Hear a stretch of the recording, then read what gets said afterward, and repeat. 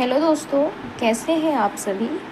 आज हम संविधान के बारे में बात करेंगे। भाग 1 संघ और राज्य, अनुच्छेद 1 से 4 यूनियन एंड इट्स टेरिटरी। अनुच्छेद 1 भारत अर्थात इंडिया राज्यों का संघ। इसके राज्य कभी भी टूटकर अलग नहीं हो सकते। परिसंघ उसे कहते हैं जिसमें छोटे छोटे राज्य आपस में जुड़कर और अपनी थोड़ी थोड़ी शक्तियाँ केंद्र सरकार को देकर एक देश का निर्माण करती है। परिसंघ बहुत ही कमज़ोर होता है और इससे कोई भी देश आसानी से अलग हो जाते हैं। संघ फेडरेशन, राज्य मिलकर एक देश का निर्माण करते हैं और हर राज्य अपनी कुछ शक्तियाँ देश को दे देते हैं और देश को कहते हैं कि आप इन शक्तियों का प्रयोग करें।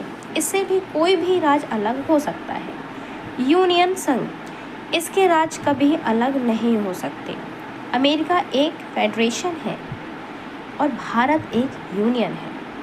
अनुच्छेद 2 संसद को यह अधिकार है कि भारत के बाहर कोई देश है तो उसे भारत में मिला सकता है।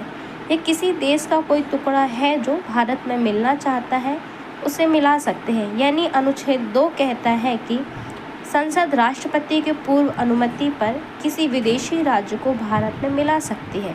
जैसे सिक्किम 35वां संविधान संशोधन 1974 में सिक्किम को सहराज्य बनाया गया था और इसके लिए संविधान में एक स्पेशल अनुच्छेद 2 का जोड़ा गया था।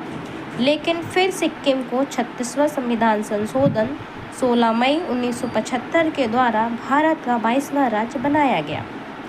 अनुच्छेद 3 संसद राष्ट्रपति के पूर्व अनुमति से भारत के किसी भी राज्य को बिना उसकी अनुमति नाम सीमा क्षेत्र में परिवर्तन कर सकती है।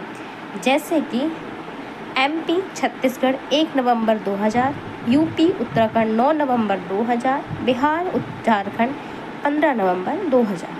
अब हम बात करते हैं अनुच्छेद 4।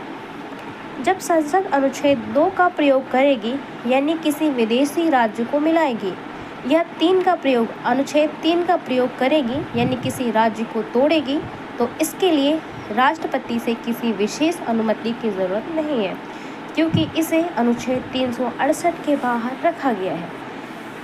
जिसको अनुच्छेद 368 में रख दिया गया है, इसमें राष्ट्रपति का हस्ताक्षर जरूरी है। कैसी लगी वीडियो आप ज़रूर कमेंट में बताना। धन्यवाद।